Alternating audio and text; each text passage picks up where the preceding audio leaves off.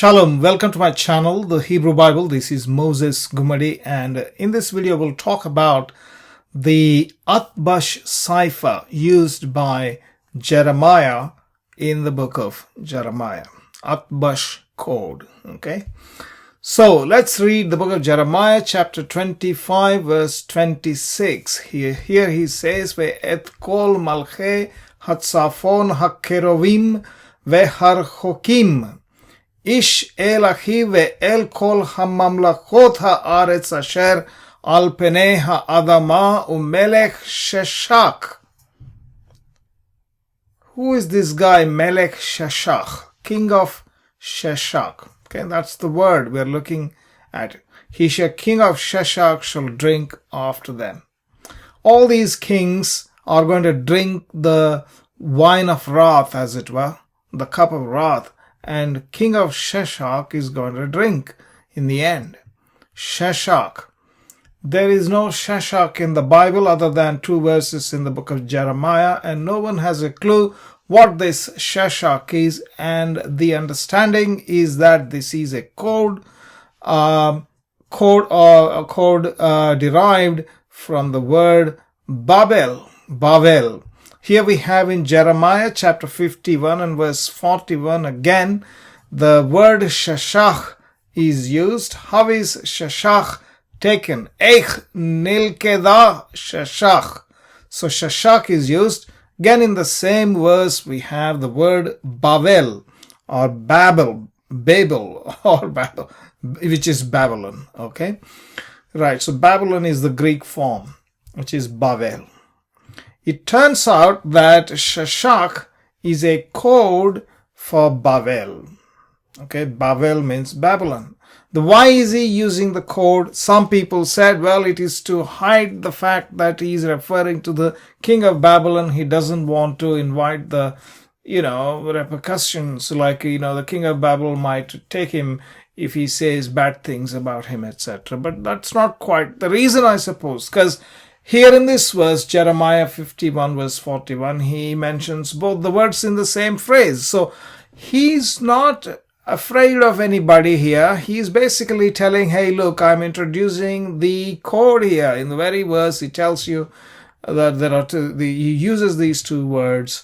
And if somebody could figure out Sheshach is Babel, then potentially there are other codes, and they can use the scheme of this code called Atbash cipher to decode other things. That's what I think Jeremiah is getting at. Probably Jeremiah has a lot of codes which are difficult to crack, but we don't know even that there are codes. Last time I did one video on the code in the book of Lamentations. I'll give you the link of that video in the description. You can watch it. But again, there I mentioned potentially that there seems to be a code in the 5th chapter. But again, it's just we don't know. Okay, so this is Babel. What is Atbash cipher? See, Atbash is like Hebrew alphabet has 22 letters. Aleph, Beth, Gimel, Dalet, Hey, Vav, Zain, Het, Tet, Yod, Chaf.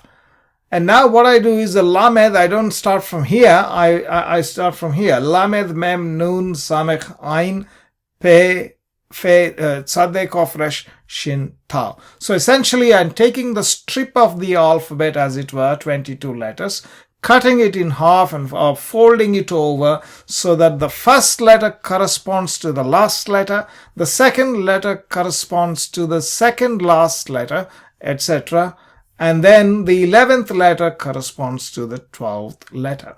Now in this scheme, we are not using the Sophith letters, as in the last ending letters, which are 5 letters that you know, because most likely Jeremiah has used the previous alphabetic scheme, which is the paleo alphabetic scheme, in which there are only 22 letters, and therefore Atbash cipher scheme works only with these letters, 22 letters, 11 plus 11. And so what is Atbash? Atbash basically means substitute Aleph with Tav, At, and Bet with Shin Bash. So that's the meaning of Atbash. Atbash. So in English, it would be the equivalent of substituting A with Z and B with Y, and then C with X, etc.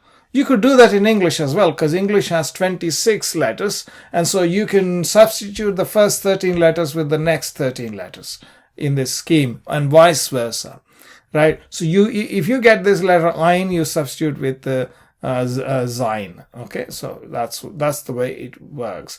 And so by doing this substitution, we get the Atbash cipher for Shashak.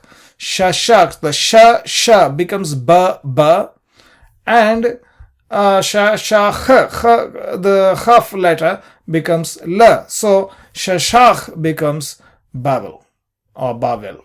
Okay, this is how it is derived. Now, there is another code in the same chapter, chapter 51, verse 1. Earlier we looked at another verse in chapter 51 where Babel and Shashak are used simultaneously in the same verse. Here in 51 verse 1, he mentions Babel, but he uses this word Leb Kamai. Leb Kamai. So people have struggled to understand this one. Lev means, of course, the heart. They have translated, for example, in the King James Bible, they've translated this phrase Leb Kamai as in the midst. Lev means heart, that is in the middle of. So there is no preposition for in here. In the midst of, well, it is not, well, is this a construct? Whether there is of, in the midst of them that rise up against me. Against me, you can say, is the my, I is me. So it is a bit of an interpretation, I should say. In the midst of them that rise up against me. Maybe you could derive that kind of a meaning. But you will notice that a lot of other English Bibles basically substitute this phrase as Leb Kamai. Leb Kamai, and then put a note and say, hey, this is a substitution, cipher substitution for another word. Leb Kamai actually is derived from what? Using this substitutionary cipher, if you do these letters. So Lev is a Lamed becomes Chaf and Beth becomes Shin. So Chaf, Shin, and Kof becomes Dalet, Mem becomes Yod, Yod becomes Mem, and so Leb Kamai becomes Kashdim. Kashdim, I just changed. It turns out that this space is gone, right? These are two words. These two words become one single word. Chasdim. Chasdim is the word for Chaldeans, or that's the word used for Babylonians. Okay, in the Bible, Babylonians are called Chaldeans, and essentially the Leb Kamai is those who rise up against God. Leb Kamai, in the middle of them that rise up against me, etc. Well, that could be called an interpretation, but basically he is using literally the code Leb Kamai for the Chaldeans. Okay, this is a widely accepted scholarly opinion as well. So I'm not making up by doing some, numerical, alphabetical gimmicks here. Well, it is an alphabetical gimmick, no doubt, but almost all scholars agree. There is no other way for them to explain what the heck is this Leb Kamai. We don't know what that is. And it turns out this is Chassidim. Yeah, that's it. Because the other rabbis have pointed out long ago, people like Rashi and others. And so, hey, that's the only answer for that. We don't have any other answer. Okay, that's the Atbash code in the book of Jeremiah. Chassidim in 51 is basically refers to Chaldea. The reference is different. I think this is elsewhere. But the word is the same.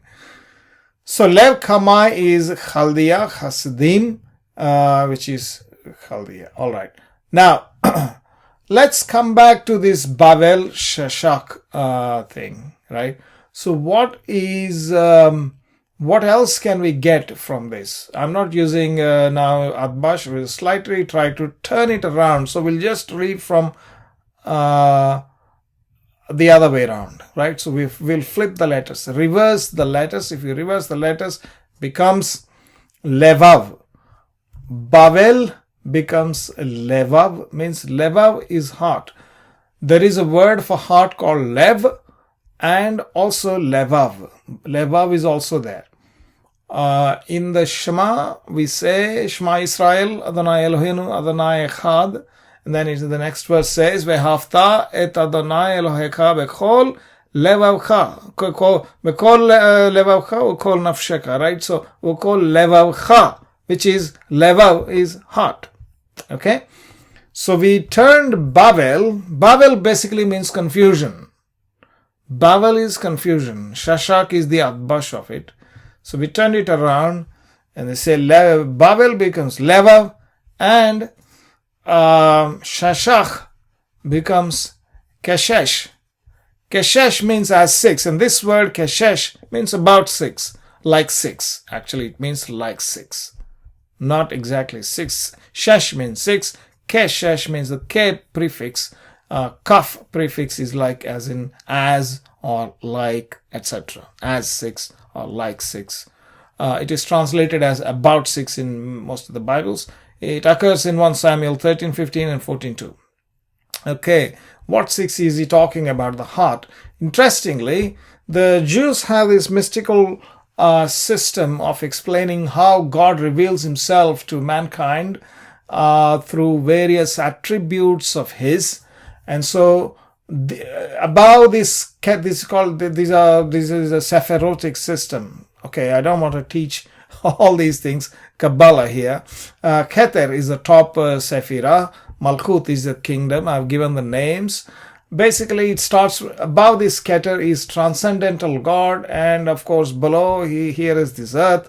This is something like, you can say, Jacob's ladder, going from connecting the earth to the heavens, and God reveals himself through this system of attributes, a balance of attributes. For example, Chesed, Gevurah. Chesed is loving kindness, Gevurah is severity. So he balances all these, Chokhmah and Binah, Netzach, Hod, etc. He balances all these things and establishes his kingdom upon this earth through this middle line. So not extreme love, not love only without discipline, and not discipline and judgment only without love. So he balances his love and mercy with his discipline and severity and judgment. And the middle path is the path of beauty, and the one in the middle called Tiferet means beauty.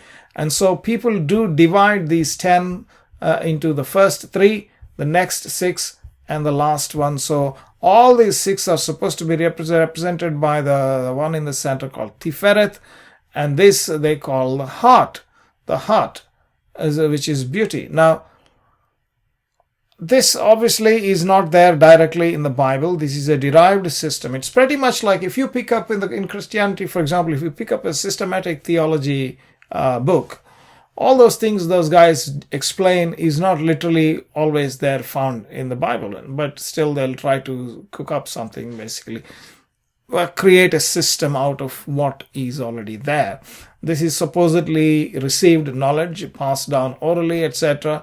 But that we're not going to discuss all with the validity of all that. But what I'm trying to show you here is that this Keshesh and Levav is the heart, and everybody calls this Tiferet as the heart, representing the 6 attributes of God in the middle. Keshesh, that is like the 6. Perhaps that's what it is. Coming back to Atbash Cipher though. Now, we said At and Bash. You could probably take these last 2 letters, Kaf and Lamed, and probably can come up with 2 words, Kol and Lecha. Interestingly, both these words occur in the book of Jeremiah. In fact, in the book of Jeremiah, there are occasions where these 2 words occur in the same verse. Kol means all, Lecha means to you or to thee, Kol Lecha. hey, everything is there for you, everything is created for you, etc. In fact, in the morning people read in the morning prayers, in the morning Jewish prayers, people pray. So what do they say? Baruch atah Adonai Eloheinu melech haolam she'asa li kol tzerachai. Who have made all things for me. So kol lecha. So you could instead of calling Atbash, maybe you could call this. There is another one within Jeremiah.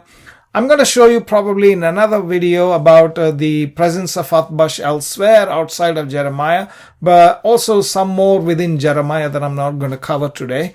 But there is another one in Jeremiah, which is Keli is vessels, becomes lachem to you in the Atbash. So if you translate lachem in Atbash back, then using Atbash, it becomes Keli. Keli becomes lachem. Similarly, kol becomes lecha and lecha becomes kol. It is mutually transferable. It goes both ways. Okay. Keli vessels, lachem is to you. Again, Keli is the vessel. The vessel is the body. Where the inside there is a light. The idea is that the light is put in the vessel, and that is pictured by Gideon's. When Gideon went to war, he put in the lights in the pitcher, and they broke the pitchers, and the light was exposed, and the enemies were defeated. So the lights are hidden within the vessels, and that's another doctrine within the Kabbalah.